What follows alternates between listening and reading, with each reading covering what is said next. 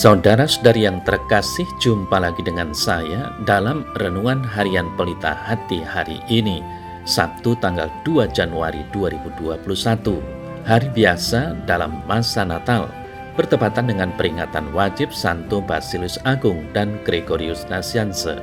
Bersama saya Romo Thomas Suratno SC dari Paroki Cilandak, Jakarta Selatan, mendengar dan merenungkan Sabda Tuhan, yakni firman Tuhan yang tersurat di dalam Injil Yohanes bab atau pasal 1 ayat 19 sampai dengan ayat 28.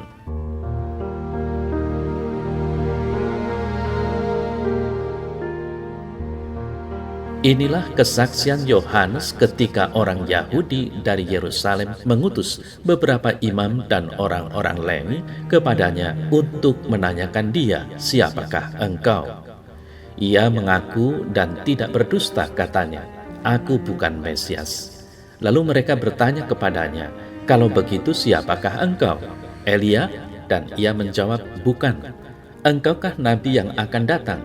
Dan ia menjawab, "Bukan." Maka kata mereka kepadanya, "Siapakah engkau? Sebab kami harus memberi jawab kepada mereka yang mengutus kami. Apakah katamu tentang dirimu sendiri?" Jawabnya, "Akulah suara orang yang berseru-seru di padang gurun. Luruskanlah jalan Tuhan, seperti yang telah dikatakan Nabi Yesaya." Dan di antara orang-orang yang diutus itu ada beberapa orang Farisi. Mereka bertanya kepadanya, katanya, "Mengapakah engkau membaptis, jikalau engkau bukan Mesias, bukan Elia, dan bukan Nabi yang akan datang?" Yohanes menjawab mereka, katanya, "Aku membaptis dengan air, tetapi di tengah-tengah kamu berdiri Dia yang tidak kamu kenal, yaitu Dia yang datang kemudian daripadaku. Membuka tali kasutnya pun aku tidak layak." Hal itu terjadi di Betania yang di seberang sungai Yordan, di mana Yohanes membaptis.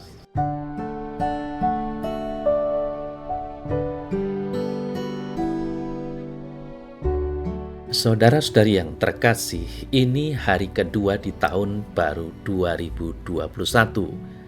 Sabda Tuhan hari ini menyampaikan kesaksian Yohanes Pembaptis.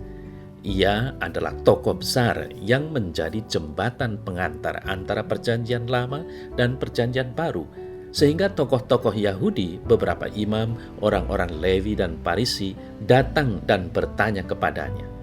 Yohanes Pembaptis memberi kesaksian tentang siapa dia sebenarnya, tetapi lebih dari itu, ia memberi kesaksian tentang Yesus Sang Mesias. Saudara-saudari yang terkasih, inilah pokok pewartaan tentang Yesus Sang Mesias yang baru saja kita rayakan kelahirannya. Yohanes menuntun kita untuk mengenal lebih dalam dan mengimani lebih kuat Yesus sebagai Mesias penyelamat umat manusia. Maka marilah kita arahkan pikiran, hati, dan hidup kita padanya. Pertama-tama, saudara-saudari yang terkasih, Yohanes mengatakan siapa dirinya. Ia berjiwa besar dan rendah hati, bahkan merendahkan dirinya. Ia jujur tentang dirinya, ia tidak menganggap dirinya hebat, nabi, atau bahkan Mesias, meskipun banyak orang menduga-duga bahwa Yohanes adalah Mesias atau nabi, bahkan sekelas Nabi Elia. Dalam warta Injil hari ini, Yohanes bersaksi, "Aku bukan Mesias, bukan juga Elia atau nabi yang akan datang." Meski Yohanes adalah tokoh spiritual, tokoh besar, tetapi ia tidak sombong dan mengaku-ngaku sebagai yang besar agung. Tanpa menyebut nama identitas, ia justru menyatakan diri sebagai suara orang yang berseru-seru di padang gurun, "Luruskanlah jalan Tuhan." Demikianlah orang yang mau mengenal Yesus lebih mendalam dan mengimaninya lebih kuat. Ia perlu jujur akan dirinya sendiri dan rendah hati.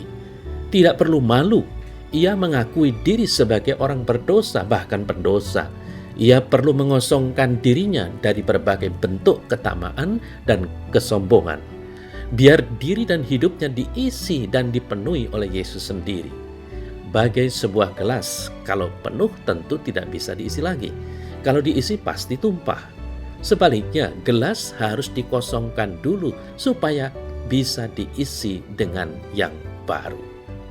Lalu yang kedua, saudara-saudara yang terkasih, Yohanes memberi kesaksian tentang Yesus Sang Mesias itu sebagai pribadi yang sangat agung, yang tidak begitu saja mudah dikenali. Yohanes bersaksi, di tengah-tengah kamu berdiri Dia yang tidak kamu kenal, yaitu Dia yang datang kemudian daripadaku. Membuka tali kasutnya pun aku tidak layak. Yohanes sudah dikenali sebagai tokoh besar. Sekarang ini yang ia wartakan jauh lebih besar daripadanya. Ia adalah Mesias Sang Penyelamat. Dari kesaksian ini kita dituntun dan diyakinkan bahwa Yesus yang kita ikuti dan imani adalah Sang Mesias Penyelamat umat manusia. Melalui dan dalam Yesus itulah keselamatan dianugerahkan kepada kita. Yesus itulah jaminan keselamatan, maka sudah tepatlah kita yang memilih, mengikuti, dan mengimaninya. Kemudian, saudara-saudari yang terkasih, menerima Yesus sebagai anak Allah yang menjadi sama dengan kita, kecuali dalam hal dosa, adalah satu pokok iman kita. Dalam dan melalui Dia, kita diangkat menjadi anak-anak Allah. Kehadirannya meyakinkan kita bahwa Allah sangat dekat dengan kita dan masuk dalam sejarah hidup kita. Sabda telah menjadi manusia dan tinggal di antara kita. Mengenal kehadirannya akan menyadarkan kita selalu dalam Dia kita ini juga anak Allah yang luhur.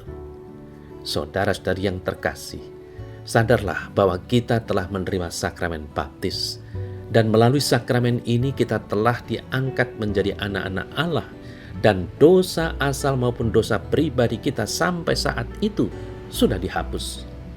Karena rahmat baptisan kita itu bukan dari air yang dituangkan pada kepala kita saat dibaptis, melainkan dari Allah sendiri. Saudara saya terkasih, kalau kita sudah mengimani dan bangga terhadapnya, sudah sepatutnya lah hal ini tidak untuk disimpan sendiri. Kita harus mewartakannya, bersaksi tentangnya, sehingga semakin banyak orang mengenal Yesus Sang Mesias Penyelamat, menyambutnya dalam hidup dan mengimaninya dengan kuat. Maka marilah dengan semangat Natal dan Tahun Baru ini, kita mengusahakan hidup yang sesuai dengan martabat anak-anak Allah, yaitu hidup dalam kasih, sukacita, dan berbela rasa dengan mereka yang lemah, tersingkir, kehilangan tempat tinggal, penganiayaan, dan lain-lain.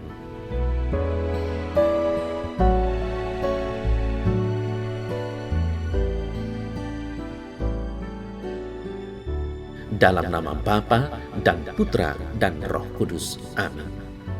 Ya Tuhan Allah, aku bersyukur atas rahmat baptisan yang sudah aku terima, sehingga aku layak menjadi anak-anak-Mu. Namun aku sadar bahwa dalam perjalanan hidup seringkali melalaikan tugas dan kewajiban sebagai anak-anak-Mu. Maka tolonglah aku untuk terus-menerus memperbaharui iman, komitmen sebagai umat Kristiani, dan doronglah senantiasa supaya aku dapat berperilaku yang pantas hidup di dunia ini. Amin. Dalam nama Bapa dan Putra dan Roh Kudus. Amin.